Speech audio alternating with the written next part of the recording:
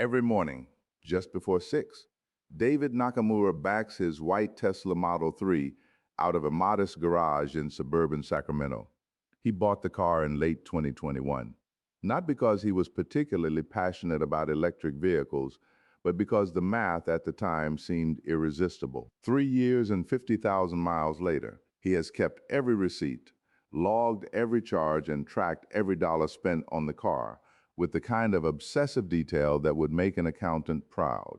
His spreadsheet runs to 14 tabs, and the story it tells is far more complicated than the one either side of the electric vehicle debate would like you to hear. The question of whether an electric car truly costs less than a gasoline-powered equivalent has been debated in internet forums, newspaper columns, and family dinner tables since the first mainstream EVs hit American roads more than a decade ago. On the surface, the comparison seems straightforward. Electricity is cheaper per mile than gasoline. Electric motors have fewer moving parts, so maintenance should be lower. But the surface is precisely where most of these comparisons stop, and it is beneath the surface where the real financial picture begins to reveal itself in ways that are often surprising, occasionally uncomfortable, and almost never as clean as a promotional brochure would suggest. To understand what 50,000 miles actually costs in an electric vehicle versus a gasoline car, you first have to establish what we mean by cost, because the word itself is deceptively simple. There is the purchase price, of course, which for most buyers represents the single largest variable in the equation. In 2023, the average transaction price for a new electric vehicle in the United States hovered around $53,000. The average transaction price for a new gasoline car sat closer to $48,000. That $5,000 gap, while narrower than it was 5 years earlier, still represents a meaningful entry barrier, particularly for buyers financing their purchase over 5 or 6 years. Interest on that additional $5,000 at the rates that prevailed through much of 2023 and 2024 could add another $800 to $1,200 over the life of a typical loan. The federal tax credit of $7,500, when a buyer qualifies for it, can more than erase that gap. But qualification is not guaranteed. Income limits, manufacturer caps, and the requirement that vehicles be assembled in North America have all conspired to create a labyrinth of eligibility rules that change with frustrating regularity. State incentives add another layer of variability. A buyer in Colorado might receive an additional $5,000 in state credits. A buyer in Texas receives nothing. But even if we set the purchase price aside and assume generously that a buyer has found comparable vehicles at comparable prices, the running costs over 50,000 miles remain the heart of the question. And it is here that the narrative fractures into dozens of smaller stories, each shaped by geography, driving habits, local utility rates, and the particular quirks of individual ownership. Start with fuel, or rather with energy. The average American pays roughly 13 cents per kilowatt hour for residential electricity. Though that figure masks enormous regional variation, homeowners in Washington state might pay closer to 9 cents. Residents of Connecticut or Massachusetts could pay 25 cents or more. For a Tesla Model 3, which consumes approximately 25 kilowatt hours per 100 miles under real-world conditions, the math at the national average works out to about 3.25 cents per mile. A comparable gasoline sedan, something like a Toyota Camry, achieving 32 miles per gallon, at a national average gas price of roughly $3.40 per gallon, costs about 10.5 cents per mile. The electric car, in this simplified calculation, costs roughly 1/3 as much to move down the road. Over 50,000 miles, that translates to a fuel savings of approximately $3,600.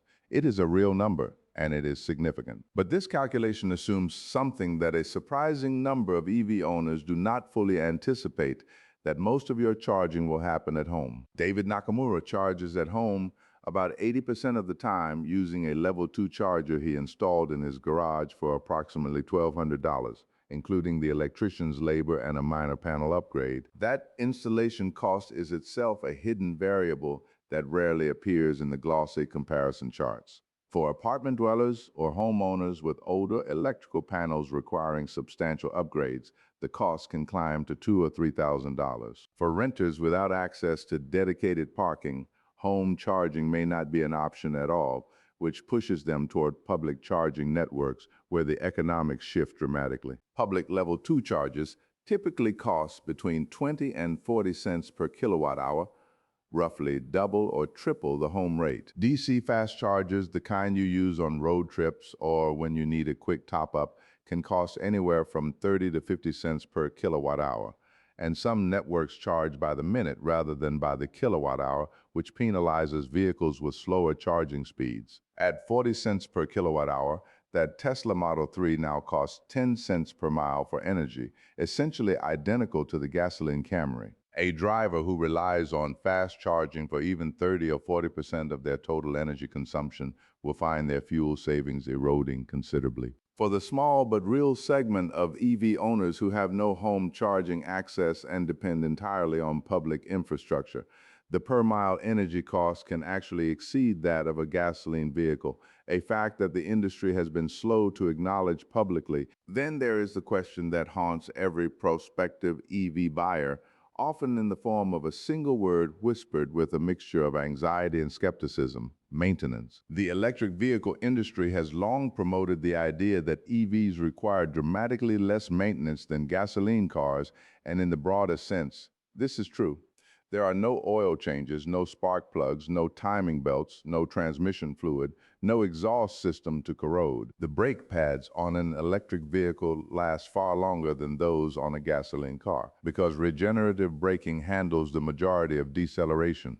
David Nakamura, at 50,000 miles, has yet to replace his brake pads. His gasoline-driving neighbor in a comparable sedan replaced his at around 35,000 miles for $420. But the maintenance story is not one of pure savings. Tires are a consistent and underappreciated cost for electric vehicle owners. The additional weight of the battery pack, which in a Model 3 adds roughly 1,100 pounds compared to a similarly sized gasoline sedan, places greater stress on tires, causing them to wear faster. Several owner surveys and independent analyses have found that EV tires last between 15 and 25% fewer miles than tires on equivalent gasoline cars. Replacement tires for electric vehicles also tend to cost more, partly because many EVs use specific low rolling resistance or foam-lined tires designed to reduce road noise in the absence of engine sound. David has already gone through 2 sets of tires at 50,000 miles, spending approximately $1,600 total.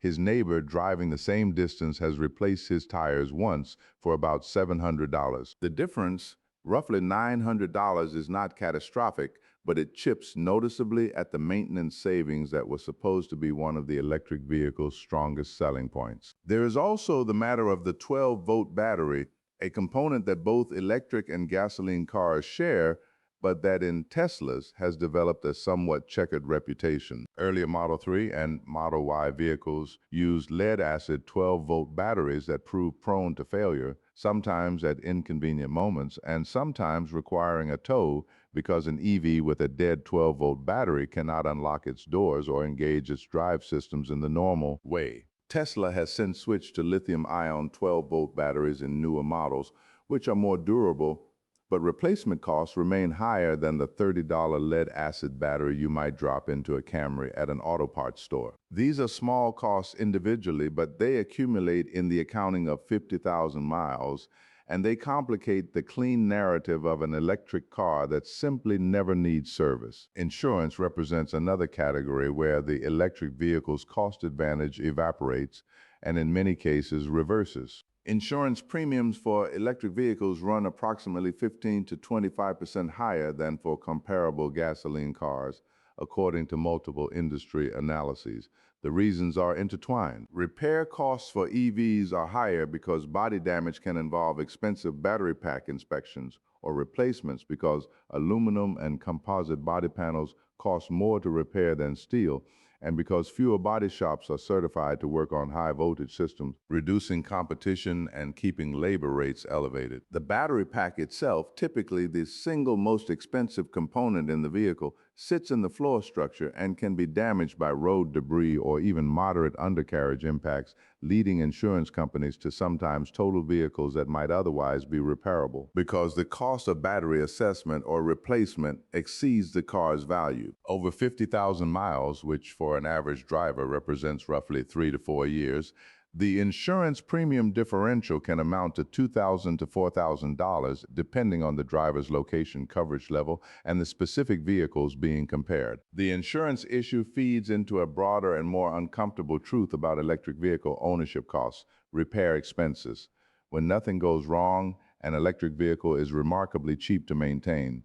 When something does go wrong, the bills can be staggering. A cracked or damaged battery module in a Tesla can cost between $5,000 and $15,000 to replace, and a full pack replacement, though rare, can exceed $20,000. Body repairs take longer, cost more, and parts availability for some EV models has been a persistent complaint. Average repair cycle times for Teslas in collision shops have been reported at 2 to 3 times the duration of comparable gasoline vehicle repairs, which means longer rental car periods and more inconvenience, both of which carry real economic costs even if they do not appear on a simple fuel versus fuel spreadsheet. None of this means that the electric vehicle is a poor financial choice.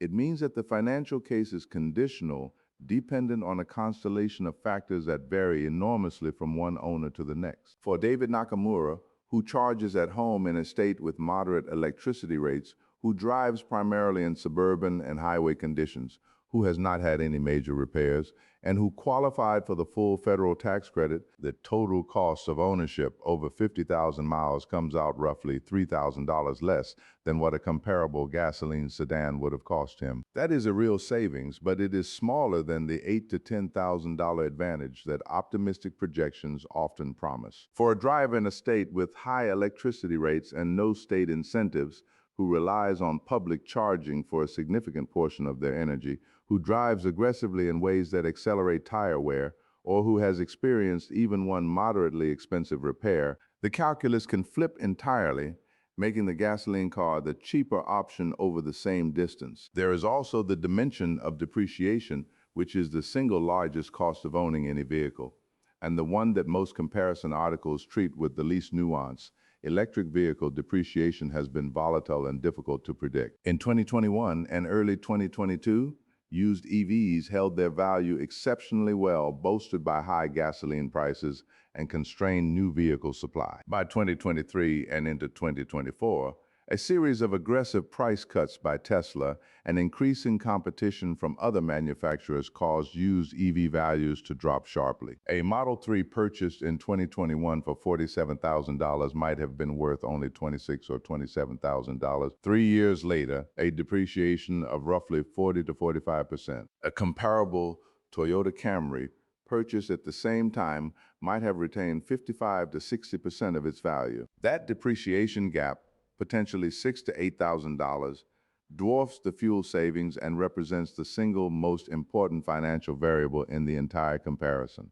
Yet it is the hardest to predict because it depends on future market conditions, government policy, battery technology advances, and consumer sentiment, all of which are moving targets. What emerges from an honest, granular accounting of 50,000 miles is not a simple verdict, but a portrait of complexity. The electric vehicle is not the effortless money-saving machine that its most enthusiastic advocates describe, nor is it the financial trap that its most vocal critics suggest. It is a vehicle with a genuinely different cost structure, one that front-loads some expenses, eliminates others, redistributes yet others into categories that buyers may not have anticipated, and ultimately arrives at a total cost of ownership that is remarkably sensitive to individual circumstances. The gasoline car, for its part, offers a cost structure that is more predictable, more uniformly understood, and less dependent on where you live or how you charge. Its disadvantages, primarily higher fuel costs and more frequent maintenance, are steady and manageable. Its advantages, lower insurance, cheaper tires, more predictable depreciation, and a vast mature infrastructure of service providers are not glamorous enough to generate headlines, but they are real and they matter to the millions of buyers for whom a car is not a statement, but a tool What gets lost in the adversarial framing of electric versus gasoline is that the question itself may be poorly constructed. The financially optimal vehicle for any given driver depends not on which propulsion system is theoretically superior, but on the specific intersection of that driver's geography, commute, charging access, electricity rates, insurance market, driving style, tolerance for new technology risk, and time horizon. A 50,000-mile comparison is useful, but it captures only a snapshot of a longer ownership story that may look very different at 100,000 miles when the gasoline car's engine and transmission components begin to age in ways that an electric drivetrain simply does not. David Nakamura, for what it is worth, says he would buy the car again, but not for the reasons he expected. The savings, he admits, were more modest than he had calculated before purchase. What keeps him in the electric camp is something harder to quantify: the smoothness of the drive, the convenience of leaving each morning with a full charge, the absence of gas station stops, the quietness. These are subjective preferences, not financial arguments, and he is clear-eyed about the distinction. When his neighbor asks whether he should switch to electric, David does not evangelize. He pulls up the spreadsheet, walks through the numbers, points out the variables, and tells him to run his own calculation with his own rates, his own driving patterns, his own insurance quote. It is, in the end, the most honest answer anyone can give. The true cost after 50,000 miles is not a single number. It is a range shaped by choices, circumstances, and trade-offs that no headline can capture and no simple comparison can resolve. The drivers who make the best decisions are not the ones who pick a side in a cultural argument. They are the ones who do the arithmetic, account for the variables they can control, acknowledge the ones they cannot, and make a choice grounded not in ideology but in the specific particular reality of their own lives.